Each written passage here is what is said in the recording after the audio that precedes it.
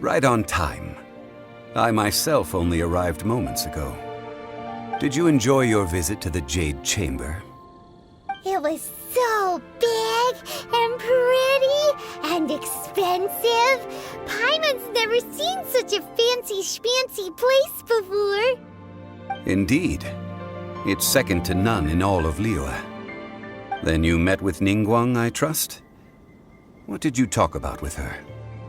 She's super rich and so generous. Paimon thinks she's very friendly. Yeah, his take on Ningguang is quite different from Paimon's. He thinks that even the tactless Yuheng is more trustworthy than her. Oh, so you also met with Keqing then? What did she have to say? She said the time of the Adepti has long passed. If even the Liyue Qixing don't want to face that truth, then what future is there for Liyue? No respect for the divine. Indeed, contrary to the ever-bold Keqing, Ningguang is more of a businesswoman at heart, though they are both members of the Qixing. Although she's friendly, there's no way of clearly discerning her true intentions. Yes, she has only relied on herself to rise to her current position. No ordinary person could ever achieve that. It's said that she's the one behind the constant expansion of the Jade Chamber. It's the second most important thing to her. Even if she ever gave up the position of Tianquan, she would never give up the Jade Chamber. The Jade Chamber is only second. What's the most important thing to her then? Why, Mora, of course. All Ningguang talked about was the Fatui this and the Fatui that. She said that after Rex Lapis was murdered, the Fatui have constantly been trying to sink their fingers into Liyue, and that they aren't to be trusted. That is how the Fatui have always been. It doesn't surprise me in the least.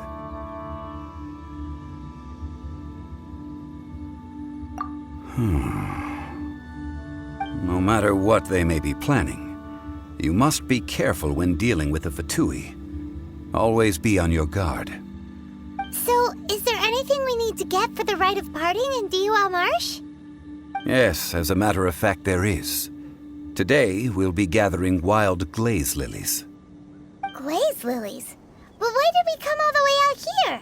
Doesn't the garden in Yujing Terrace have some? Even Qingse Village has glaze lilies. Oh, right! Paimon remembers that Madame Ping is always tending to flowers. Maybe we could ask her. No. Those lilies have all been gardened by people. They won't do it all. Dihua Marsh used to be full of glaze lilies. It is a sort of joyful flower that listens to human song. Before the Archon War, Dihua Marsh was all dry land and fertile soil. But the war caused landslides, and the land was flooded, turning it into the marsh you see now. Nearly all the glaze lilies were wiped out. Of course, there are some kinds of flowers that have been preserved and gardened by people in the city. But very few people know that glaze lilies may still be found in the wild. Wild glaze lilies have the strongest fragrance.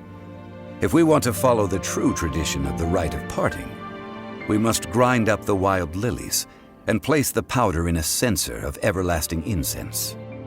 But I'll need your assistance in gathering these flowers. No, I need you to sing to them. Singing to the flowers will make them more fragrant. So how good is your singing? Really? Why doesn't Paimon believe you? We'll only know once he starts singing. It's time to sing, whenever you're ready. Da da da da da da da da da. Those weren't glaze lilies. Glaze lilies wouldn't hit people. This little monster is known as a whopper flower. Strange. These petals look interesting. The glaze lilies used as a disguise were buried with the whopper flower for too long. The result seems to have surprisingly potent medicinal value. Let's collect what we can of these petals. Well, that's nice and all, but will those petals be useful for the rite of parting? Unfortunately, no. That's so lame. Excuse me. Are you searching for glaze lilies?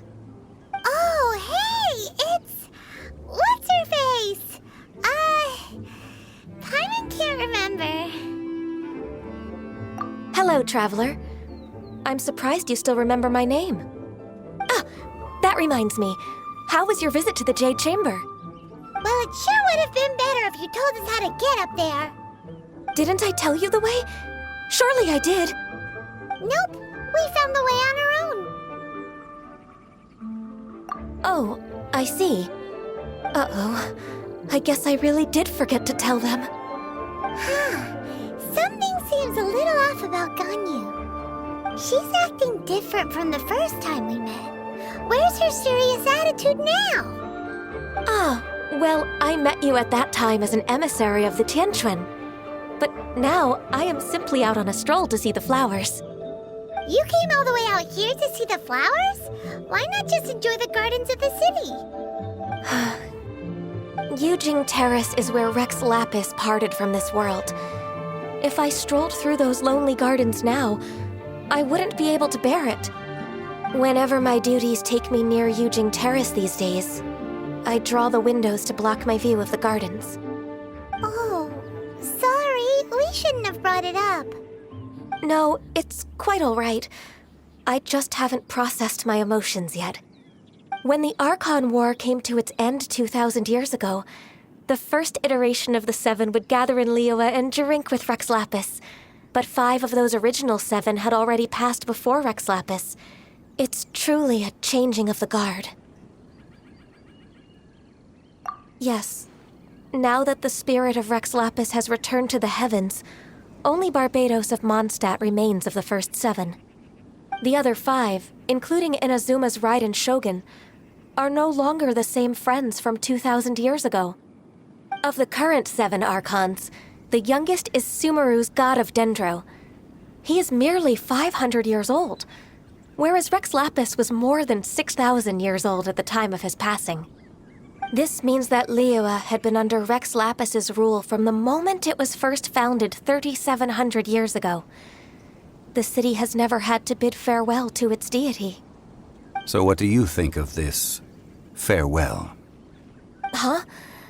This is a little sudden. As a mortal, I've never dared to imagine a Liyue without Rex Lapis. But as an Adeptus, I think I will eventually come to grips with reality. Since Rex Lapis has passed, the time of Liyue's contract with the gods and Adepti has now reached its end. Huh? Did you just say, as an Adeptus? Yes, I am a mix of human and Chilean. Adeptus blood flows through my veins. I fought for Rex Lapis and the city of Liyue during the Archon War. After the war ended, I signed a contract with Rex Lapis and took the position as secretary for the Qixing. I've continued those duties to this very day. Well, let's save that conversation for another day. You say that you are here looking for glaze lilies? I also know where wild glaze lilies can be found. See, I've just picked one myself. Here, you may have it if you wish. We dare not refuse it. Oh, so did you sing a song before you picked the lily? Indeed, I did. I know this tradition well. In fact, I sang a local Liyue ballad to it. Wow, so you really know your stuff, too. Thanks, Ganyu. No, it is you who I should be thanking. If not for this chance meeting, I never thought that I would be able to contribute to the upcoming farewell for our ancient lord. If you would excuse me, I should return to my work now. Good luck. And that just about does it. Our preparations for the rite of parting are mostly finished. Given the ease of picking glaze lilies, I think this was a fitting end to our tasks, in more ways than one. Yeah, Paimon can already imagine him starting a business in Liyue. I've had enough ventures in my life already. Beginning a new undertaking is always difficult at first, and requires no small amount of effort. And once business is at full steam, the stress of it all only wears away at you over time. So you must be careful to take the time to step back and re-examine yourself. If left unchecked, the wear and tear on your heart may go well past mending. Wow. See? Zhongli sounds like he's already seen it all. Alright, I think it's about time we head back to Liyue Harbor now. Ah, you're the consultant to Wangsheng Funeral Parlor. Mr. Zhongli, I presume. The Millelith are watching our every move now. These are desperate times. We mustn't act rashly. Desperate times? The Adepti of Joyun Karst are finally on the move. Do they intend to exercise force? Most likely. I've heard that some members of the Qixing have already gone to meet them. Well, I say meet, but it's more like they're attempting to stall the Adepti outside the city. However, both sides were quite obstinate and hit an impasse. It seems inevitable, given the current situation. The Adepti do not acknowledge the Qixing. They only acknowledge the contracts of the Geo-Archon. If the two sides come to blows, Liyue Harbor will be in no position to stop them. Surely the Liyue Qixing are not the sort to give in so easily. Their boneheadedness is known throughout the lands. Yet it's because of that obstinacy that mortals and Adepti are now on the verge of conflict. And what now? How is it that the Fatui have come under fire? That's all Ningguang's doing. She proclaimed that in these tumultuous times, the Millelith must rein in the actions of the Fatui. Only now do they want to start keeping tabs on us? That's the Qixing for you. Anyway, Mr. Zhongli, you're one of Child's close associates. Please understand that your actions will reflect on us. Don't let anyone catch you off guard. It looks like things are about to boil over in Liyue Harbor. Do you intend to use your neutral identity as an intermediary between both sides? Or will you use your sword to turn the balance? Neither path is an easy one. Oh, by the way, Mr. Zhongli, we've heard that the Wangsheng Funeral Parlor has also been caught up in all of this. They're currently squaring off with the authorities at the gates. Things are taking a turn for the worse. I'm afraid I must leave now to handle things back at Wangsheng Funeral Parlor. I hope that Master Hu has been able to keep things under control for the moment. Consider your next course of action carefully, Traveler. If you're trying to prevent an explosion, it may be wisest to look for the fuse first. Whew.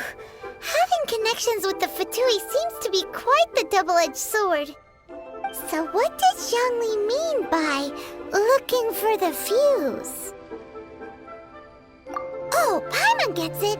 If there's anyone that wants to see the whole city turned upside down, it's definitely him. He must be waiting for the moment when no one is watching to do something really bad. But where could we find him now? Where would he go at a time like this?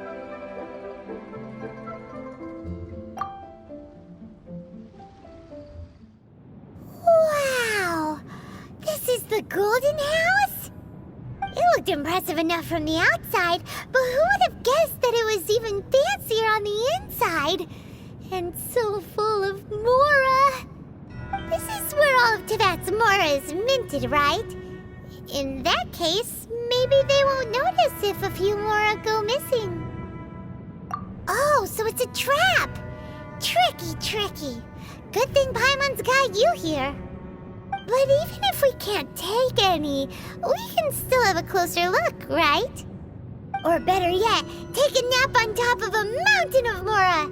It's like a dream come true. Oh, right. Back to business. It's quiet. Too quiet. Surely someone's gotta be guarding something as important as the Exuvia. Huh? Look! What happened here? Uh-oh. Paimon smells trouble. Quick! We have to go make sure that the Exuvia is all right. You've already fulfilled your task as guides, so why do you still linger here? Haven't you already seen enough trouble for today? Huh? Who's there? If you were Fatui, I imagine that you would be entitled to a generous reward from the Tsaritsa herself. But now, you're nothing but dross, and you're in my way. Where should I start? Well, I've never been one to beat around the bush, you know. But who could have possibly guessed that the god of Geo would mysteriously perish the very moment I arrived in Liyue, and that the Exuvia would subsequently be hidden away? If it weren't for that lovely little rite of parting ceremony you put together, it would have taken me a whole lot longer to get the information I needed. Stopping the Mora Mints, hiding away the Exuvia. The Chising are really pulling out all the stops this time. So you've been planning to take the Gnosis from inside the Exuvia all along? As one of the 11 Fatui Harbingers, it's my duty to see the will of the Tsaritsa fulfilled. She will get that which she desires. I'm not asking for your blessing, and there's nothing you can do to stop me anyway. The time for discussion and diplomacy has already passed.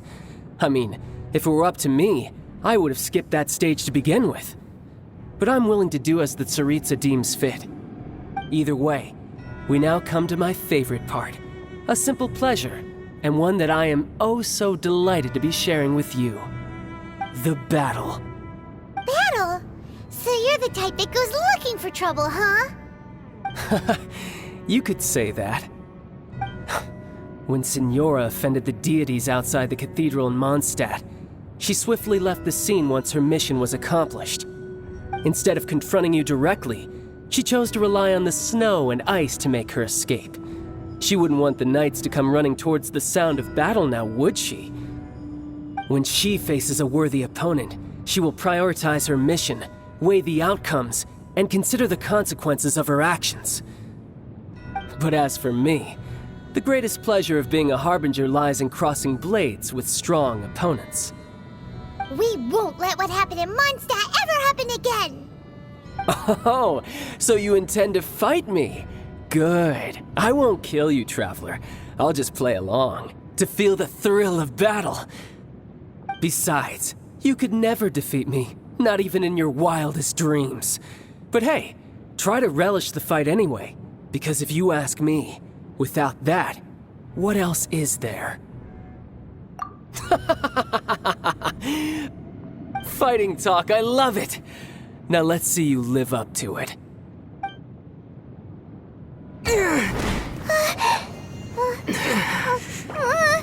Not bad.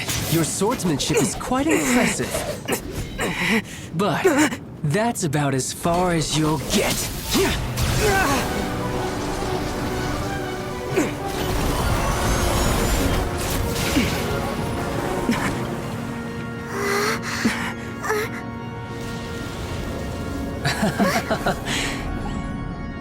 Didn't think you had that card hidden up your sleeve. You were just playing us to get close to the Exuvia!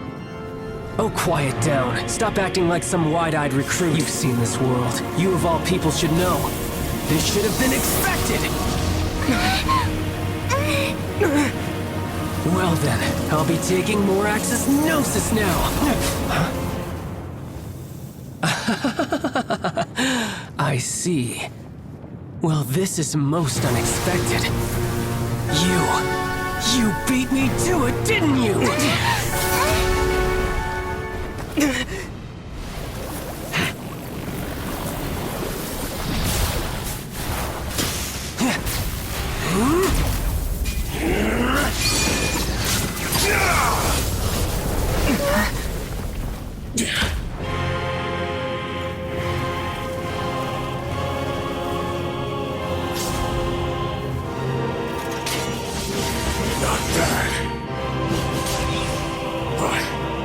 This is going to cost you!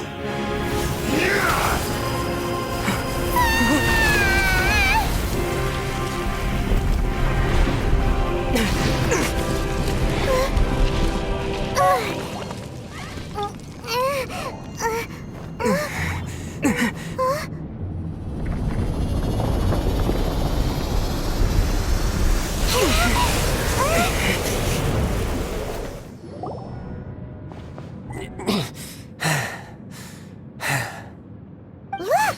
Child's back to normal again! Well then, time to cool off. It seems the burden of the foul legacy transformation was too great for my body. I lacked the opportunity to think this through.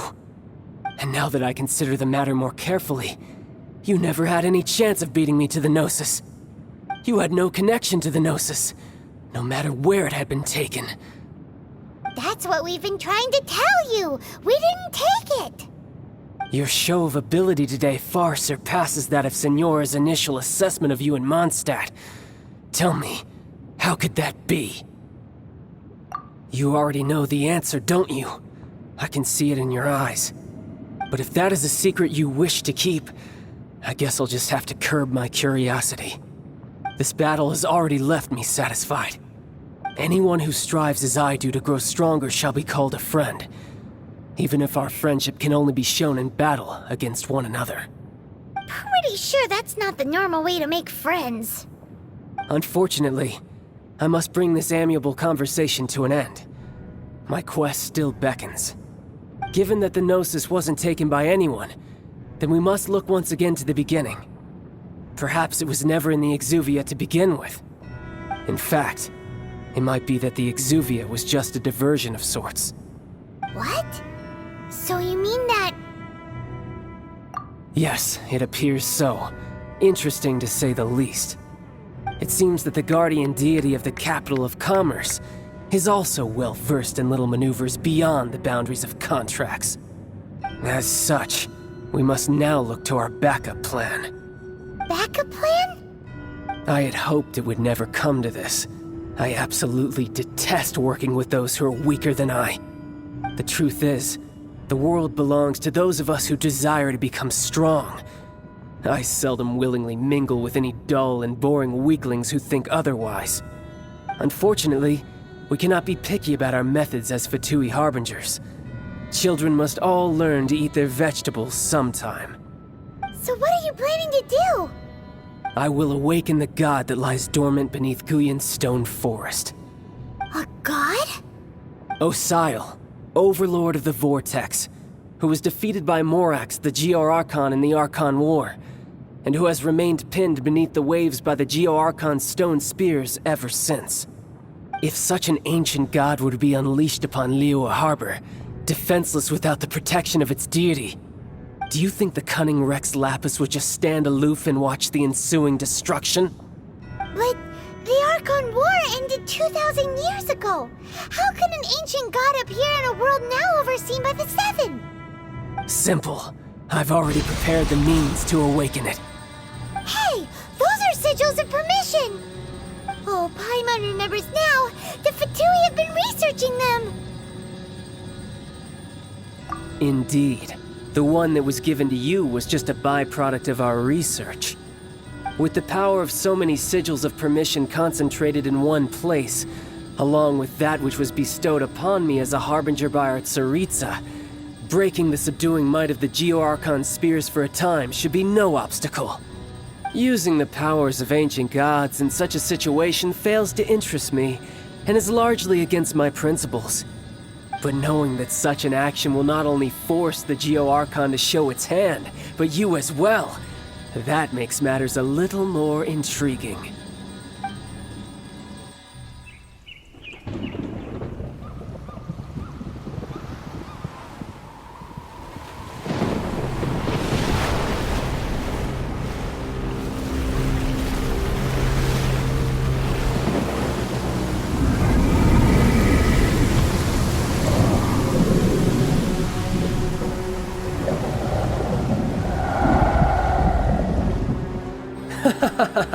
Let's see.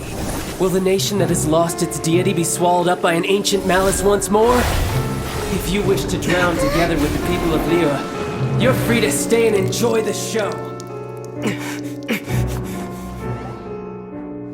Huh? He's already gone. That guy is fast. What's going on?